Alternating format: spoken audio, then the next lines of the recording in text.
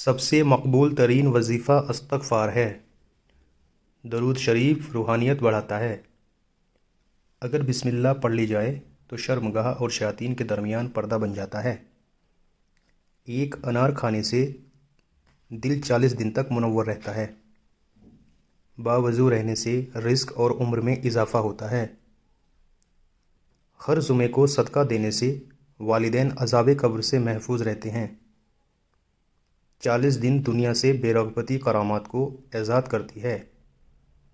جس گھر میں محمد نام کا بچہ ہوگا اس گھر میں خیر و برکت رہے گی۔ کھانے کے بعد برتن کو انگلیوں سے صاف کرنے سے رزق بڑھتا ہے۔ جو قبلے کی طرف منہ کر کے تھوکے گا کل قیامت کے دن وہ تھوک اس کی آنکھوں کے درمیان ملا ہوگا۔ دسترخوان سے گرے ٹکڑے اٹھا کر کھانے والا کبھی جنون اور زکام کی بیماری سے مبتلا نہ ہوگا۔ جمعے کے دن ناخن کاٹنے سے بیماریوں سے شفا ملتی ہے۔ جو شخص نوح علیہ السلام پر 3 مرتبہ درود و سلام بھیجے اس کو سانپ بچھو نہیں کاٹ سکتا۔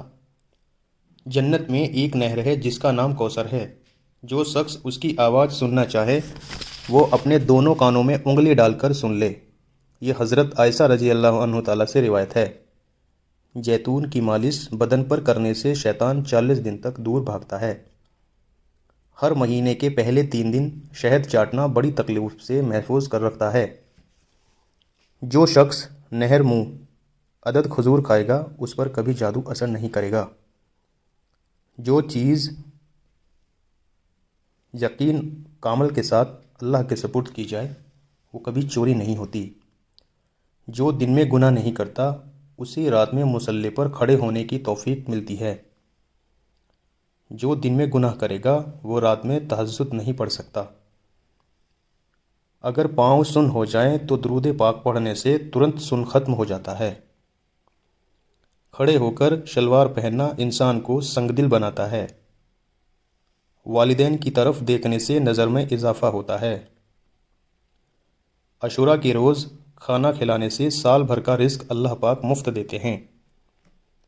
کھوئی ہوئی چیز کو یاد کرنے کے لیے درود شریف پڑھیں۔ جو عافیت کی دعا مانگو گے وہ ہمیشہ پرسکون رہے گا۔ قضائے حاجت کے وقت فلش میں تھوکنے سے ذہن کمزور ہوتا ہے۔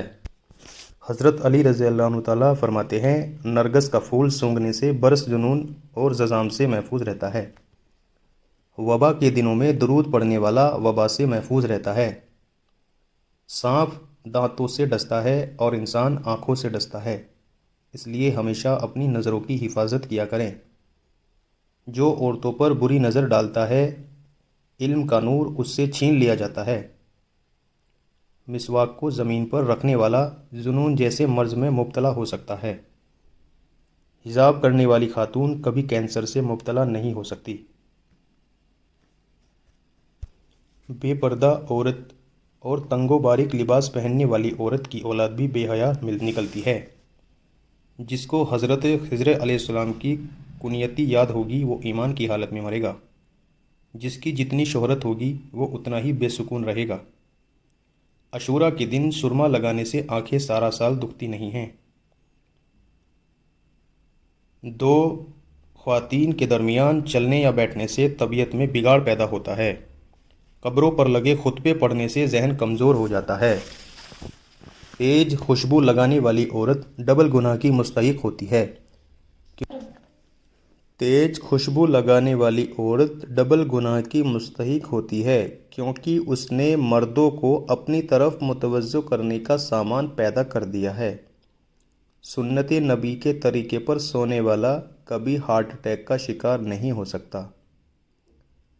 کھڑے ہو کر پیشاب کرنے سے انسان جلدی مقروض ہو جاتا ہے۔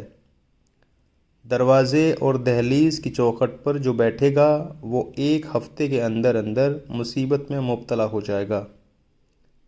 زنا ایک قرض ہے، ادائیگی ہر حال میں کرنی ہوگی۔ واش روم میں وضو نہیں کرنا چاہیے۔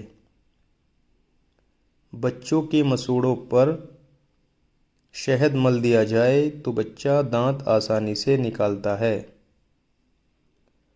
جو کوئی سچے دل سے شہادت کی موت مانگے گا اللہ اسے شہادت کی موت ہی دے گا، چاہے وہ بستر پر ہی کیوں نہ ہو۔ جس گھر میں نیمبو یا سفید مرغ ہوگا اس گھر میں جادو جنات نہیں ہوتے۔ جس گھر میں کھجور ہوگی اس گھر میں کبھی کوئی بھوکا نہیں سوئے گا۔ رات کے وقت تہجد کے لیے آنکھ نہ کھلتی ہو تو عشاء کی نماز کے بعد ہی 2 رکعت نماز تہجد کی نیت سے پڑھ لیا کرو۔ ایک وقت آئے گا کہ تہجد کے وقت خود بخود آنکھ کھلنے لگے گی۔ رات کے وقت جنت کی ایک گھڑی ایسی آتی ہے جس میں ہر دعا قبول ہوتی ہے۔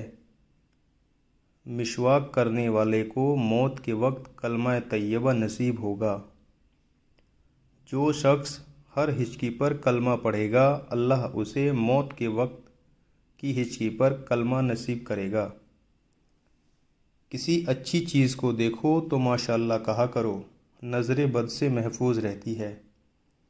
جو شخص قرآن پاک یاد کرنا چاہے پہلے سورہ یوسف یاد کرے، باقی قرآن جلدی یاد ہو جائے گا۔